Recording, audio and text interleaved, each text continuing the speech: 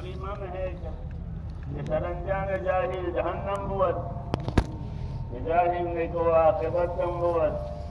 کلمہ پڑھتے ہیں؟ ہاں. تو کلمہ میں یہ شیخ سعدی صاحب نے فرمایا تھا کہ سرانجام جاہل جہنم بوت جاہل نکو عاقبت کم بوت. کہ جاہل کا انجام جہنم. کیوں کہ اس کے کاموں کا اچھا نتیجہ ہوتا ہی نہیں. جہالت کی وجہ سے وہ نابینا ہے. وہ نابینا ہے. علم تو آپ حضرات کو اللہ تعالیٰ نے ایک بڑا شرف دیا ہے ایمان کے ساتھ. وہ شرف ہوتا ہے علم کا.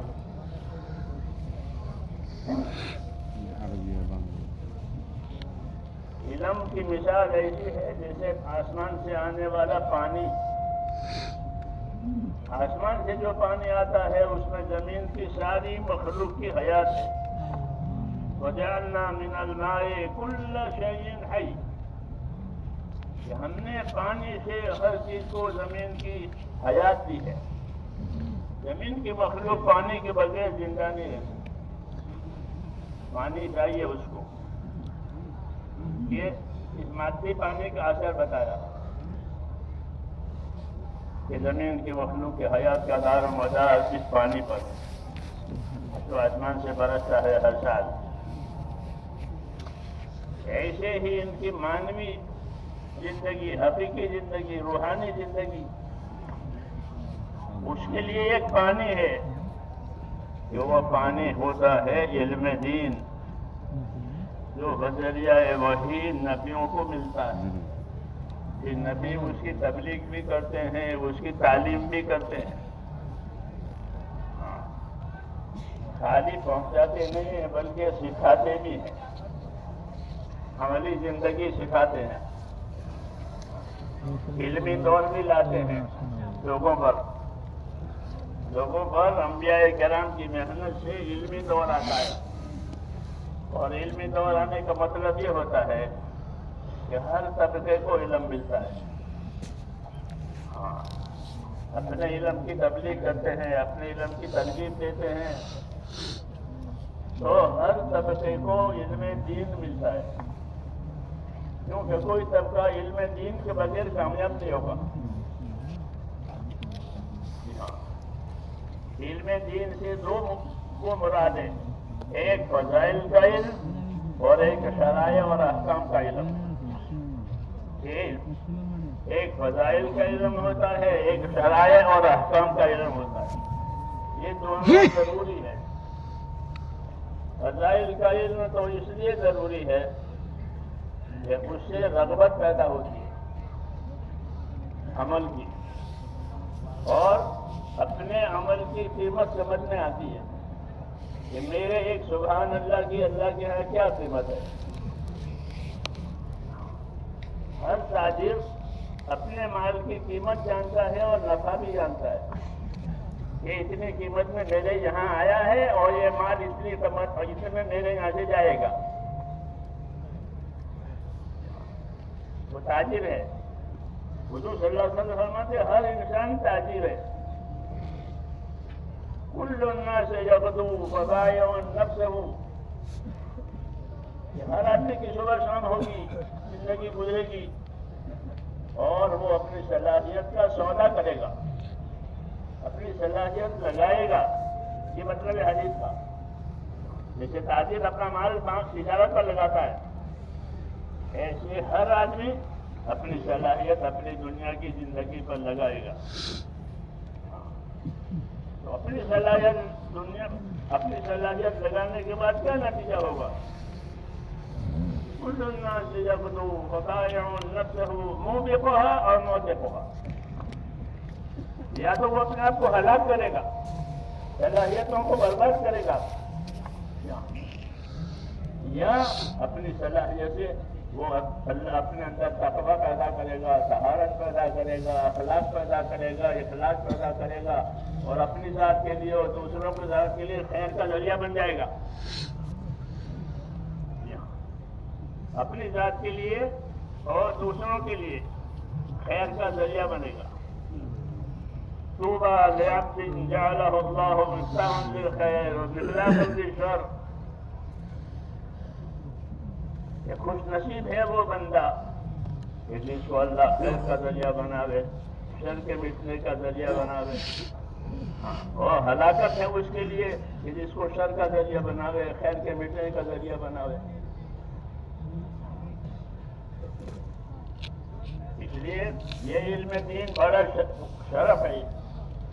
ایمان کے بعد اس کا درجہ ہے، کیونکہ ایمان جب آتا ہے تو ایمان کا تقاضا کیا ہے؟ جیسے مال آیا، مال کا تقاضا کیا ہے؟ مال کا تقاضا ہوتا ہے اس کو بڑھاؤ، نہیں بڑھاؤ گے تو کھا جاؤ گے. فائدہ ہے کہ آدمی اپنے مال کو نہیں بڑھائے گا تو خود ہی اس کو کھا جائے گا. اس لیے ہر تاجر اپنے مال کو بڑھاتا ہے تاکہ آتا رہے، خرچ ہوتا رہے، ضرورتیں پوری ہوتی رہے. تو ایمان آتا ہے، ایمان کا تقاضا ہوتا ہے اطاعت.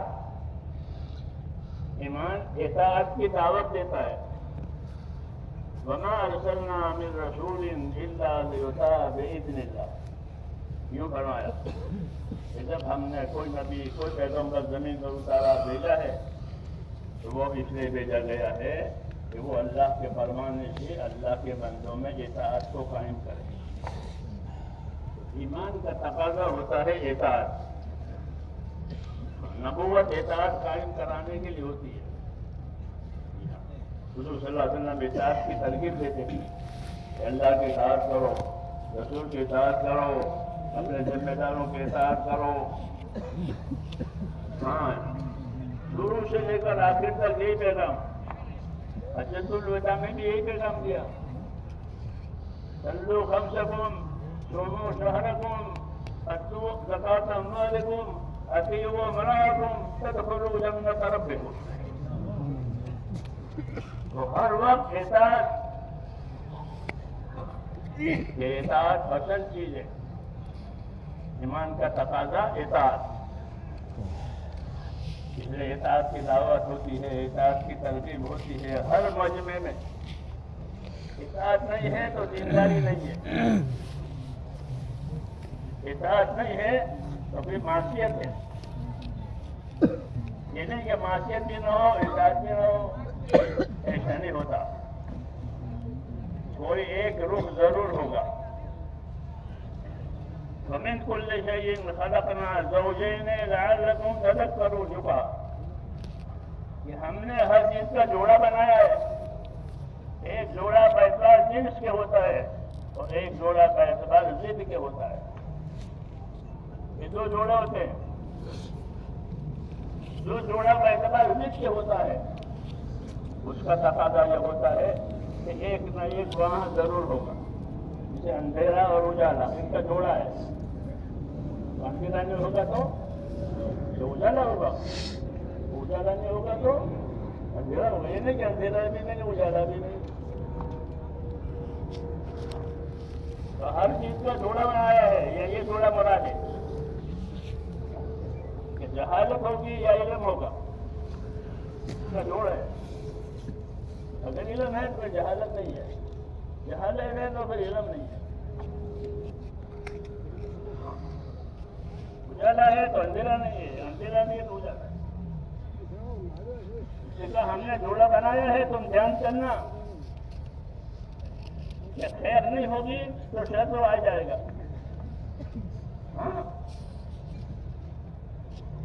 تو خیر آئی اس سے شر کی جگہ نہیں ہے. اسے کہا کہ دھیان کرنا. وَمِن كُلِّ شَيْءٍ خَلَقْنَا زَوْجَيْنِ لَعَلَّكُمْ تَذَكَّرُونَ. ہم نے ہر چیز کا جوڑا بنایا ہے. یہ جوڑا ضد والا جوڑا ہے، ایک نہیں تو دوسرا. اسے کہا دھیان کرنا کہ کون سا ہونا چاہیے، کون سا نہیں ہونا چاہیے. تو اللہ نے علم کا جوڑ جہالت سے کیا ہے اور جہالت کا جوڑ علم سے کیا ہے. نقیض ہے اس کی.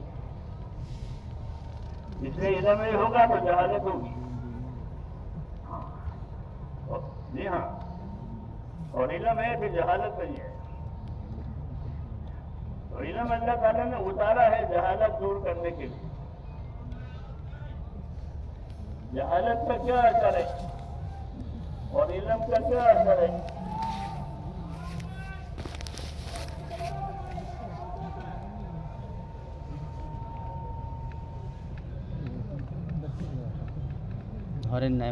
جہالت کا اثر حقوق کی پائمالی ہے. جہالت کا اثر حقوق کی پائمالی ہے. جب جہالت پھیل جائے گی تو حدیث میں ہے کہ بیٹا اپنی ماں کو تلوار سے مارے گا. جہالت کا اثر حقوق کی پائمالی، حقوق کی بربادی، اور علم کا اثر حقوق کی آبادی، حقوق کی حفاظت. یہ تاثیر ہے.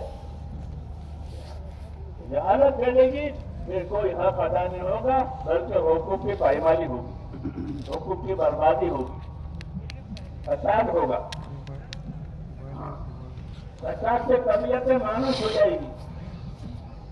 ہاں، اللہ فساد پسند نہیں کرتا.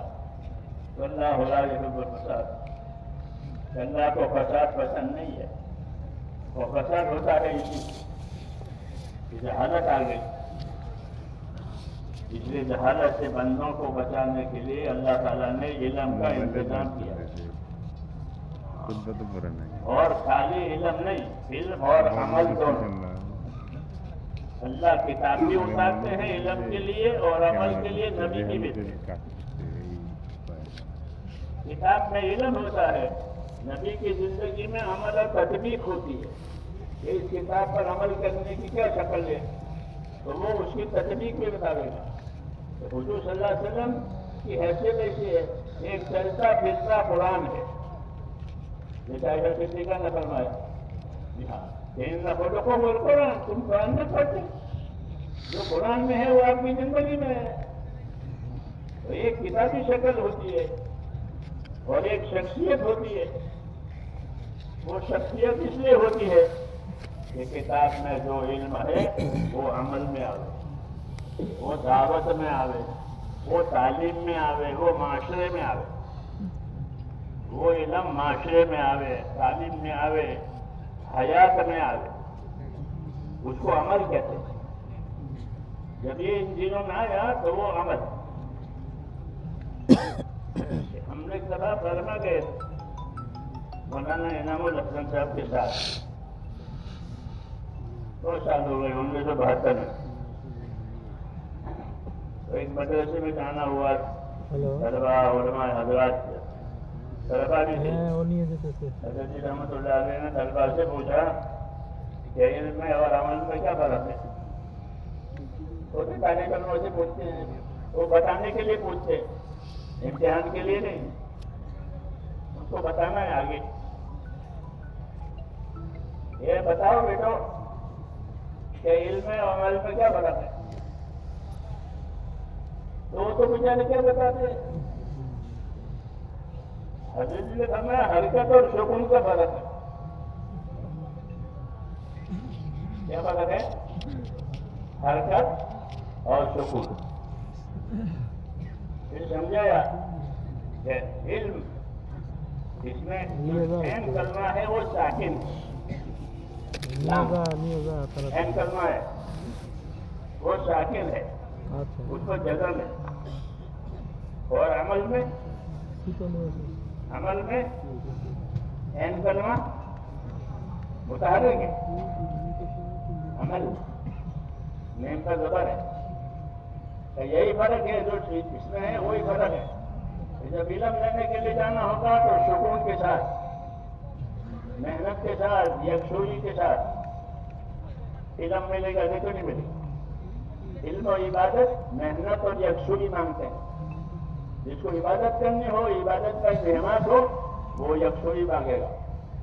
جسے اعتکاف پہ بیٹھ جاتے ہیں تو علم و عبادت یکسوئی مانگتے ہیں. یکسوئی کے بغیر حاصل نہیں ہوتا. اور جب عمل کے میدان میں آنا ہے پھر وہ یکسوئی نہیں رہے گی. ان لوگوں سے اختلاف رہے گا، ارتباط رہے گا، تقاضے دیکھے جائیں گے، تقاضے کے مطابق ان کو علم دیا جائے گا، وغیرہ وغیرہ. تو یہ فرق ہے علم کا اور عمل کا. اس کی ترویج اور تبلیغ کے لیے کہ اس کی تجویز کرنی ہے، تبلیغ کرنی ہے تو عمل کے میدان میں آنا ہے، اور اس کی تحصیل کرنی ہے تو یکسوئی کے ساتھ علم لینا ہے. اور یہ دونوں باتیں ضروری ہیں کہ اس کی تحصیل کے لیے یکسوئی چاہیے اور اس کی تعمیل کے لیے حرکت چاہیے. اللہ نے نبیوں کو دونوں طریقوں سے نوازا ہے، وہ دونوں طریقہ وہ آسمان سے علم بھی لیتے ہیں اور لوگوں کو علم سکھاتے بھی ہیں ہلکے بنا بنا کر. ہاں، اور عمل پر بھی ڈالتے ہیں، عملی تقاضے لاتے ہیں کہ اس پر عمل کرو، اس کو سکھاؤ، اس کو پھیلاؤ، اس کے طلبگار پیدا کرو، تاکہ زندگیوں میں اطاعت آئے. علم کے بغیر اطاعت صحیح نہیں ہوتی، علم کے بغیر اطاعت صحیح نہیں ہوتی. صحیح علم آتا ہے پھر صحیح اطاعت ہوتی ہے، اور اطاعت ضروری ہے کیونکہ نبوت کا مقصد ہی یہی ہے. وَمَا أَرْسَلْنَا مِن رَّسُولٍ إِلَّا لِيُطَاعَ بِإِذْنِ اللَّهِ کہ جب کوئی رسول بھیجا ہے تو وہ اس لیے بھیجا گیا ہے کہ وہ زمین پر جا کر اللہ کے بندوں کو اللہ کے فرمانوں سے، اللہ کی منشا اور مرضی کے مطابق اطاعت سے چلا لے. تو اطاعت صحیح ہوتی ہے علم سے. اس لیے انبیاء کرام کو علم اوپر سے دیا جاتا ہے، اوپر سے دیا جاتا ہے وحی کے ذریعے سے. یہ وہ علم ہے جو منسوخ نہیں ہوگا، تغیر نہیں آئے گا. ہم کو جو علم ملا ہے حضور صلی اللہ علیہ وسلم کے ذریعے سے، وہ علم ہر لائن کا کامل ملا ہے. عقائد کا ہو، عبادات کا ہو، معاملات کا ہو، معاشرت کا ہو، حقوق کا ہو، ہر لائن کا علم ہم کو کامل ملا ہے. اب کسی اضافے کی ضرورت نہیں ہے، کسی اضافے کی ضرورت نہیں. ممنوع ہے کہ اس میں کوئی اضافہ کرے، کہ نئی چیزیں مت بتاؤ، نئی چیزیں مت پیدا کرو. جو ملا ہے اس کی حفاظت کرو، اپنے عمل سے، اپنی دعوت سے، اپنی تعلیم سے، اپنے علم کی حفاظت کرو. یہ ذمہ داری ہے اور اللہ بھی اس کی حفاظت کرے گا. اگر لوگ حفاظت نہیں کریں گے اور لوگ بے پرواہ ہو جائیں گے، کوئی بات نہیں، اللہ اس علم کی حفاظت کرے گا جو علم حضور صلی اللہ علیہ وسلم کو دیا گیا ہے، تاکہ جس زمانے میں بھی اس کے طلبگار پیدا ہوں گے اللہ ان کو دے گا. اس لیے اللہ حفاظت کرے گا. جیسے قرآن کی حفاظت ظاہر آیتوں میں ہم نے اتارا ہے، ہم اس کی حفاظت کریں گے. ایسے قرآن کو سمجھنے کے لیے جو سنتیں ہیں، حضور صلی اللہ علیہ وسلم کے طریقے ہیں، اللہ اس کی بھی حفاظت کرے. چنانچہ حفاظت ہو رہی ہے، کتابوں میں مدون ہو گئی، مرتب ہو گئی، سارے طریقے. تو اللہ تعالیٰ نے ہمارے ساتھ یہ احسان کیا ہے کہ علم کو محفوظ کر دیا تاکہ تلاش کرنے والا، طلب کرنے والا خالی ہاتھ نہ رہے. ہاں، تلاش کرنا ضروری ہے، طلب کرنا ضروری ہے. اس لیے دین کا علم حاصل کرنا فرض کیا گیا ہے. علم دین حاصل کرنا ہر مسلمان مرد عورت کا فرض ہے. جو فرض ہے اس کا علم فرض ہے، جو واجب ہے اس کا علم واجب ہے، جو سنت ہے اس کا علم سنت ہے. درجے ہیں، ہاں درجے ہیں، تاکہ فرائض بھی، واجبات بھی، سنن بھی، مستحبات بھی، ساری چیزیں زندگیوں میں آئے علم کے ذریعے سے. اور جہالت کے لیے کوئی گوشہ باقی نہ رہے، اس گوشے میں جہالت ہے. اس لیے حضور صلی اللہ علیہ وسلم نے اپنے علوم کو دعوت سے جوڑا تھا. جو علوم آئے آپ نے اس کو لوگوں کو دعوت دینا شروع کیا. اس کا نفع بتایا، نقصان بتایا، ہماری ترتیبیں بتائی. ہاں، اپنے علم کو اپنی دعوت سے جوڑا ہے اور اس کی رغبت دلائی، نفع بتایا، نہ ہونے کا نقصان بتایا. اس کو ترغیب کہتے ہیں. علم ترغیب کا بھی آیا ہے، علم تشریع اور شریعت کا بھی آیا ہے. ترغیب کا علم رغبت پیدا کرنے کے لیے اور تشریع کا علم، شریعت کا علم اتباع کے لیے. ثم جعلناک علی شریعۃ من الامر فاتبعها. ہم نے آپ کو ایک شریعت، ایک طریقت پر رکھا ہے، آپ اس کے پابند رہیں. تو آپ اپنی شریعت کے پابند اور امت کو بھی اس کا پابند کیا تاکہ ان کی عملی زندگی صحیح ہو جائے. ہاں اللہ کا حق بھی پہچانے اور اللہ کی مخلوق کا حق بھی پہچانے، کیونکہ ہمارے پاس جو علم ہے وہ حقوق کی معرفت کراتا ہے، دنیا کی چیزوں کی ترقی نہیں بتاتا کہ لوہے میں یہ ہے اور لکڑی میں یہ ہے اور بجلی میں یہ ہے، دنیا میں وہ یہ نہیں بتائے گا، بلکہ حقوق کی معرفت کرائے گا۔ ہمارے پاس جو علم ہے وہ حقوق کی معرفت کے لیے ہے، کیونکہ دنیا دارالحقوق ہے اور آخرت دارالوجور ہے۔ جو یہاں سے حق ادا کر کے جائے گا اس کو اجر ملے گا، جس نے حق ادا نہیں کیا اس کی پکڑ ہوگی۔ اس لیے یہ علم حق ادا کرنے کے لیے ہے اور حقوق کی تعلیم دی جاتی ہے۔ ایک اس دلیل سے کہ آپ صلی اللہ علیہ وسلم نے حضرت معاذ سے پوچھا، یا معاذ اتدری ماذا حق اللہ؟ اے معاذ آپ کو معلوم ہے اللہ کا کیا حق ہے؟ تو حق بتا رہے ہیں، حق بتا رہے ہیں، تو اللہ بڑا ہے اور اللہ سے پہلے کوئی نہیں ہے، پہلے حق اس کا، پہلا حق کہ اس کا۔ تو کہا معاذ آپ کو معلوم ہے اللہ کا کیا حق ہے؟ حضرت کیا مجھے نہیں معلوم، آپ بتائیں گے؟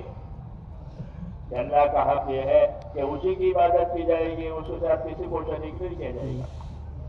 یہ دلیل ہے کہ انبیاء کرام کے علوم وہ حقوق کی معرفت کے لیے ہوتے ہیں۔ اللہ پہلا ہے تو اس کا حق پہلا، اللہ بڑا ہے تو اس کا حق بڑا، اس کے بعد درجہ بدرجہ ہر ایک کے حقوق اور ان حقوق کی تعلیم، یہاں تک کہ جانوروں کے حقوق، حیوانوں کے حقوق جو پالتے ہیں اس کے بارے میں ارشاد فرمایا کہ گونگے جانوروں کے بارے میں اللہ سے کرو، جب ان کو پالتے ہو تو ان کا حق ادا کرو۔ تو یہ حقوق کی تعلیم دینے کے لیے یہ علم ہے، اور دنیا دارالحقوق ہے، آخرت دارالوجور ہے۔ اس لیے اس حقوق کو جاننا ضروری ہے، اللہ کا کیا حق ہے، رسول کا کیا حق ہے، کتاب کا کیا حق ہے، جتنے تعلقات ہیں اتنے حقوق ہیں، جتنے تعلقات اتنے حقوق۔ یہ شریعت، یہ شریعت، یہ جانور پالا ہے تو جانور کا بھی حق ہے، غلام نوکر ہے تو ان کا بھی حق ہے۔ جی ہاں، یہ ہمارے علم میں ہے کہ اللہ سے لے کر کے اسی تمام مخلوق جن سے تمہارا واسطہ ہے ان کا حق ہے۔ اس لیے اس علم کو جانیں گے تو حق ادا ہوگا، اور اس علم کو نہیں جانیں گے تو وہ حقوق کی پائمانی ہوگی، حقوق برباد کریں گے، ایسے ہو رہا ہے آج۔ حقوق کی پائمانی سے پھر ان میں فساد ہوگا۔ اس لیے دعوت کی ہے، ایمان کی دعوت کی ہے، علم کی، کہ علم بھی سیکھو، عمل بھی سیکھو اور اس کی دعوت دو، تاکہ ایک دوسرے کے حقوق، اللہ کے حقوق میں اخلاص اور ایمان ہے۔ یہ اللہ کا حق ہے کہ اللہ پر ایمان لاؤ اور اخلاص کے ساتھ رہو۔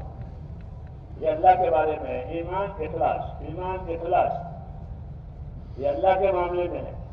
مخلوق ہے تو مخلوق کے حقوق کے بارے میں کہ انصاف احسان، انصاف احسان، یہ مخلوق کے ساتھ ہے، ہر مخلوق کے ساتھ انصاف سے رہو، کونوا قوامین بالقسط، انصاف کے ساتھ قائم رہو اور سب کے ساتھ انصاف کرو، چاہے رشتہ داروں کے خلاف انصاف کرنا پڑے، ہاں انصاف سے رہو۔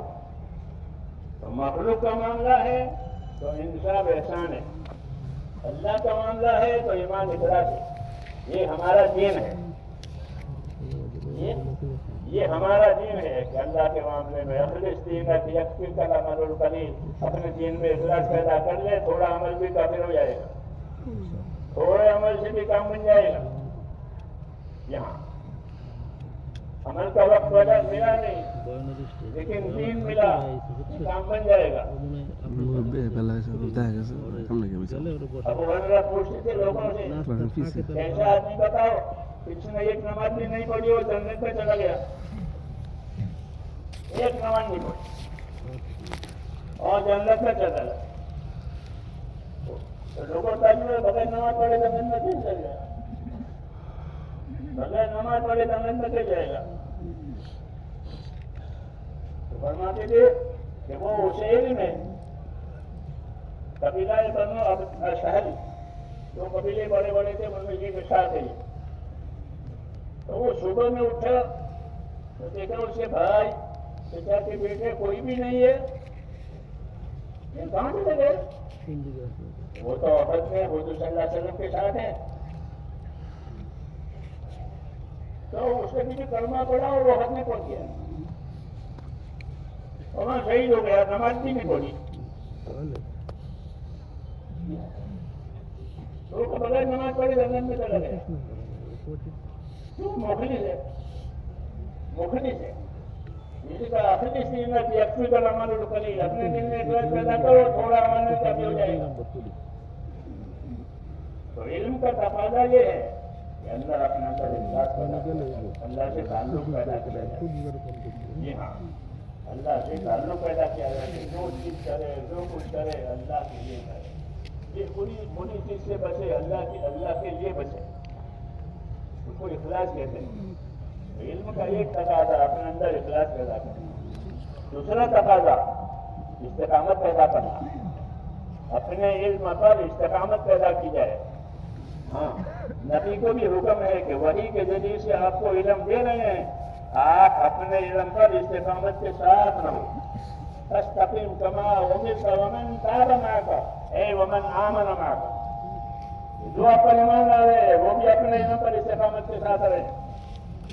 تو علم کا تقاضا استقامت ہے کہ اپنے آپ کو اپنے علم کا تابع کرے. اگر اپنے آپ کو اپنے علم کا تابع نہیں کرے گا تو وہ اپنی خواہشات کے تابع ہوگا. اس لیے کہ دو راستے ہیں، ایک راستہ ہوا، ایک راستہ ہدا. ایک راستہ راہ ہوا، ایک راستہ راہ ہدا. جو راہ ہدا پر نہیں ہوگا وہ راہ ہوا پر ہوگا. بنی اسرائیل کے علماء کو فاسق کہا کہ ان کی اکثریت فاسق ہے. علم ان کے پاس ہے لیکن ان کی اکثریت فاسق ہے. کیوں فاسق ہے؟ یہ اپنے علم کے تابع نہیں ہے، یہ اپنے خواہشات کے تابع ہے. لوگوں کا مال کھاتے ہیں، لوگوں کا مال کھاتے ہیں. اور جب کوئی نبی ان کے مال میں پیدا ہوتا ہے تو وہ اس کے ساتھ حسد کرتے ہیں، اس کے ساتھ حسد کرتے ہیں، اس کی مخالفت کرتے ہیں، اس کو قتل کرتے ہیں. یہ ان میں تھا، اس لیے ان کی اکثریت فاسق ہے. تو بنی اسرائیل کے علماء پر فسق کا حکم دیا. تو قرآن شریف میں جہاں بجا ان کی کمزوریاں بتائیے. جی ہاں، ان کی کیا کیا کمزوریاں ہیں؟ سورہ بقرہ میں، سورہ آل عمران میں، سورہ مائدہ میں ان کی جہاں بجا ان کے علماء کی کمزوریاں بتائیے کہ انہوں نے یہ کیا، یہ کیا، یہ کیا، یہ کیا. اس امت کے علماء کو بتایا ہے تاکہ وہ احتیاط کرے کہ اس کی وجہ سے ان کو لعنت ہوئی علم کے ساتھ ساتھ. کیوں کہ ان کا علم فسق سے جڑ گیا. حالانکہ علم کا جوڑ تقوی سے ہے، فسق سے نہیں ہے. علم کا تعلق کس سے ہے؟ تقوی سے. حضرت عمر فرماتے ہیں ہم کو تقوی دیا گیا ہے. صحابہ کو علوم بھی دیے گئے اور تقوی بھی دیا گیا. تقوی نہیں ہوگا تو فسق ہوگا. یہ نہیں تو یہ. تو وہ اپنے علم میں فسق کے ساتھ رہے. یہ حضرات اپنے علم میں تقوی کے ساتھ رہے اور یہی صحیح طریقہ ہے. اور اللہ نے ان حضرات کو سچا کہا ہے. یہ سچے ہیں. مہاجرین کو سچا کہا، انصار کو سچا کہا، اور ساری امت سے کہا سچوں کے ساتھ ہو جاؤ. ساری امت سے کہا یا ایھا الذین آمنوا اتقوا اللہ وکونوا مع الصادقین. سچوں کے ساتھ رہو. تو سچے کون ہیں؟ سچے مہاجرین ہیں. سچے مہاجرین ہجرت کے آیتیں ہیں اولئک هم الصادقون. اور دوسرے نمبر میں وہ حضرات ہیں جنہوں نے ہجرت کرنے والوں کا ساتھ دیا، مہاجرین کا، اور ان کے کام میں اپنے آپ کو لگا دیا. انصار کہلاتے ہیں. ان کو بھی سچا کہا انما المؤمنون الذین آمنوا باللہ ورسولہ ثم لم یرتابوا وجاہدوا باموالہم وانفسہم فی سبیل اللہ اولئک هم الصادقون. یہ سب نصوص ہیں یہ ان کے کام کو سمجھنے کے لیے اصل یہ نصوص ہیں یہ ہاں ان نصوص کو سمجھ کر کے اپنے آپ کو اس کام کے لیے تیار کرنا ہے. یہ خالی پھرنا نہیں ہے بلکہ دین میں حرکت بھی ہے اور دین میں ثبات بھی ہے. اسلام کی مثال چکی کی مثال ہے. چکی میں حرکت بھی ہے اور ثبات بھی ہے. چکی اس میں حرکت بھی ہے اور ثبات بھی ہے. ایک پارٹ میں حرکت ایک پارٹ میں ثبات. کہ اسلام میں یہی بات ہے کہ تقاضا آیا تو حرکت کریں گے. مشرق مغرب سب جگہ جائیں گے. دعوت ایسی ہے جیسے رات کہ رات ہر جگہ جاتی ہے خاموشی سے. ہاں کہ دعوت ہر جگہ جائیں گے رات کی طرح سے. حیات الصحابہ پڑھنا اس میں لکھا ہے خاموشی کے ساتھ رات ہر جگہ جاتی ہے. ایسے ہی دین کہ خاموشی کے ساتھ ہر جگہ جائے گا. ہاں اور ان کو سکون دے گا. رات میں سکون ہے. سکون کے لیے مثال دی ہے.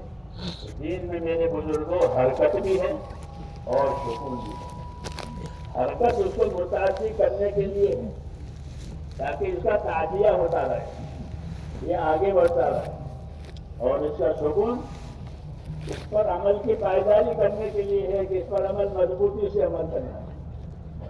ہاں مستحب ہو تو بھی پابندی کرو. مستحب سمجھ کر پابندی کرو. حضرت علی فرماتے تھے کہ تسبیح فاطمہ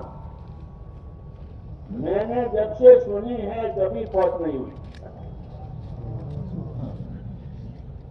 تسبیح فاطمہ پانچوں نمازوں کے بعد اور سونے سے پہلے میں نے جب سے سنی ہے کبھی فوت نہیں. لوگوں نے بولا میدان جنگ میں کیا کرتے تھے کہ میدان جنگ میں بھی پڑھی ہے. اس کو استقامت کہتے ہیں. حضرت علی جانتے تھے کہ مستحب ہے, واجب نہیں ہے, فرض نہیں ہے. جب حضرت علی کو مسئلہ نہیں معلوم تھا, ان کو مسئلہ معلوم تھا لیکن عمل کرنا ہے تو کہا جب سے سنا کبھی یہ فرق نہیں. اس کو استقامت کہتے ہیں. ایک عمل مستحب ہے ٹھیک ہے, وہ دلیل کے لحاظ سے مستحب ہے. دلیل کے لحاظ سے اس کے استحباب کی دلیل ہے, فرضیت کی دلیل نہیں ہے, لیکن وہ قابل عمل ہے. اس لیے وہ حضرات ایک ایک مستحب پر عمل کرتے تھے تاکہ بعد والوں کو نمونہ ملے. وہ آسانیاں نہ ڈھونڈے یہ تو مستحب ہے, یہ تو ضروری نہیں ہے. یہ بات نہیں ہے. عظیمت پیدا کرے عمل کے اندر تو مستحبات کو بھی نہ چھوڑے, سنت کو بھی نہ چھوڑے, اس کا اہتمام کرے. اس کو استقامت کہتے ہیں. تو علم کا ایک تقاضا استقامت, دوسرا تقاضا اشاعت کہ اپنے علم کی اشاعت کرے, کہ اس کے طلبگار پیدا کرے. جسے تاجر اپنے مال کے طلبگار پیدا کرتا ہے. تو تجارت کیسی ہے تو اپنے علم کے طلبگار پیدا کرے کہ لوگوں کو دعوت پہ, ترغیب پہ, نفع نقصان بتانا تاکہ لوگ علم لینے کے لیے آئیں. اس کو دعوت کہتے ہیں. اور جب وہ دعوت قبول کر کے علم کے لیے آئیں تو پھر ان کو تعلیم دو. پہلے تعلیم ہے پہلے دعوت ہے پھر تعلیم ہے. جب طلب کرنے کے لیے آئے ہیں ان میں طلب پیدا ہو گئی کہ اب ان کو علم دو, تو لوگوں کو دعوت دینا تاکہ ان میں طلب پیدا ہو جائے. وہ جو طلب لے کر آئے تو ان کو تعلیم دو. تو دعوت اور تعلیم یہ نبیوں کا وظیفہ, ان کی ڈیوٹی ہے. وہ دونوں کام کرتے ہیں. لوگوں کو دعوت دیتے ہیں جسے ان میں طلب پیدا ہو. یا رسول اللہ مجھے کوئی عمل بتاؤ کہ میں جنت میں چلا جاؤں, یہ پوچھنے آتے تھے. مجھے کوئی عمل بتائیے میں جنت میں جاؤں. یہ تو آپ ان کو وہ بتاتے ہوئے اب یہ تعلیم علم ہو گیا. طلب کے لیے آئے اس کو علم دو, جن میں طلب نہ ہو اس کو دعوت دو. دونوں باتیں. اور تیسرا کہ ہر ایک اپنے علم پر عمل کرے, اس کو استقامت کہتے ہیں. یہ طریقہ ہے. اس لیے میرے بھائیو علم کو حرکت دی گئی ہے. علم کو حرکت دی ہے. جب مدینے میں افراد نہیں تھے, زیادہ مجمع نہیں تھا, تو آپ میں افراد دیکھتے. ایک آدمی کو بھیجا, ایک آدمی کو بھیجا کہ لوگوں میں جاتا دعوت دو. جب مجمع ہوا تو جماعتیں دی. یہ جماعتیں دونوں کام کرتی تھی، دعوت بھی دیتی تھی، تعلیم بھی دیتی، ماحول بھی بناتی تھی. 7 جماعتیں 6 مہینے رہتی تھی وہاں، پھر ان کو بلاتے تھے. تو یہ کوئی ہماری طرف سے نہیں ہے 4 مہینے 6 مہینے. جی ہاں، کہ تبلیغ جماعت والوں نے 6 مہینے 4 مہینے نکالے نا، ایسا نہیں، وہ پہلے سے ہے. لوگوں کو دعوت اور تعلیم اور ماحول بنانے کے لیے وقت دینا پڑتا ہے. ہاں، ورنہ وہ تو سن کر کے بھول جائیں گے. ہاں، سنا دیا تو ٹھیک ہے، لیکن سن کر کے بھول جائیں گے. اس لیے ان کے ساتھ رہ کر کے ان کی عملی زندگی بنے. جی ہاں، ان کو صحبت ملے. اور پھر لوگوں کو مدینے لاتے تھے اس زمانے میں. ہمارے گھر مدینہ چلو، تو مدینہ کا ماحول دیکھو. ہاں، پھر ان کو سمجھا سکھا کر بھیجتے تھے کبھی سے کا کام کرنا. اس طرح یہ کام کیا، وہی طریقہ ہمارا بھی ہے. اس لیے اہل علم حضرات سے یہ ہماری درخواست ہے، کیونکہ آپ تمام حضرات اہل خدمت ہیں. کون ہے؟ خدمتیں کر رہے ہیں علم کے ذریعے سے، درس پڑھانا پڑ. تو یہ آپ اہل خدمت ہیں. تو اہل خدمت سے تعاون مانگا جاتا ہے. کیا خدمت نہیں ہے؟ ہاں، تو تعاون کریں. ایک تو خدمت یہ ہے کہ ایک محدود جگہ پر خدمت کریں، اور ایک خدمت یہ ہے کہ اپنی خدمت میں عمومیت بھی لائیں، دونوں جمع کریں. جسے اپنی مسجد میں بھی نماز پڑھنے جاتے ہیں اور عیدگاہ میں بھی اس کے بھی نماز پڑھنے جاتے ہیں. جی ہاں، دونوں باتیں ہوتی ہے کہ خصوصیت بھی صحیح ہے، عمومیت بھی ضروری ہے. اس لیے خصوصیت کے ساتھ عمومیت پیدا کرنا یہ بھی ایک کام ہے. عمومیت اس طرح ہوگی کہ اہل علم میں حرکت آئے. اہل علم میں حرکت آئے کہ ان کے علم کی وجہ سے، ان کی حرکت کی وجہ سے ایک تو علم پھیلے گا، دوسرا ان کا معاشرہ، ان کا ماحول اور ان کے اعمال یہ بھی لوگوں کے لیے ترغیب کا سبب ہوگا. اس لیے اہل علم حضرات سے ہم حرکت کی درخواست کرتے ہیں کہ یہ حرکت اس کام کے لیے تعاون ہے. یہ حرکت آپ کی اس کام کے لیے تعاون ہے. تو علماء سے اور علماء خدمت سے تعاون مانگا جاتا ہے. اور جو اصل علماء ہے، جو مرجع ہے، ان سے تائید مانگی جاتی ہے.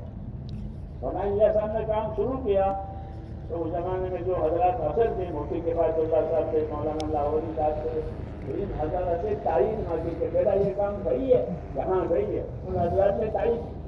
جب ان کی تائید ہوئی تو دوسرے علماء سے، دوسرے حضرات سے تعاون مانگا. جب آپ ہمارا تعاون کرو، کام ہمارا صحیح ہے. آج بھی یہی آپ حضرات سے کہتے ہیں کہ کام صحیح ہے، یہ ہمارے بزرگ فرما گئے ہیں، آپ کو بھی معلوم ہے. تو آپ حضرات جس کے معاون بنے، اپنے ماحول میں رہ کے بھی معاون بنے اور باہر کی نقل و حرکت کے ذریعے سے معاون بنے. اس سے علم میں کمی نہیں آئے گی، بلکہ علم کے لینے والے اور لوگ آئیں گے. ہاں، ملکوں سے آئیں گے. کیوں؟ ان میں دعوت کے ذریعے سے طلب پیدا ہوتی ہے. تو وہ ملکوں میں سے دنیا کے ملکوں سے لوگ یہاں آتے. تو یہ دعوت کا ذریعہ ہے کہ دعوت کی وجہ سے ان میں طلب پیدا ہو گئی، تو وہ علم لینے کے لیے علماء کے پاس آ گئے. تو اس لیے دعوت سے ہر خیر کا اضافہ ہوتا ہے، نقصان کسی پہلو کا نہیں ہوتا. اس لیے آپ حضرات سے یہ تقاضا ہے کہ جس طرح آپ اپنی خدمتوں میں مشغول ہیں، اللہ قبول فرمائے. ایک سال کے لیے اس میں بھی تعاون کریں، اس میں بھی تعاون کریں کہ ایک سال اللہ تعالیٰ کے راستے میں لگائیں اور دنیا کو دیکھیں، اور دنیا کے مسلمانوں کو ان کے ماحول کو دے کر ان کو ترغیب دیں کہ یہ بھی ایک کام ہے. تو آپ کے پھرنے سے اور کتنے مداری زندہ ہو جائیں گے. جی ہاں، اور کتنی خیر وجود میں آئے گی. صبح میں آپ نے زیادہ اللہ خطہ خیر ملا کر مثال اس کے مثال بنے گی. آپ بتاؤ اسے.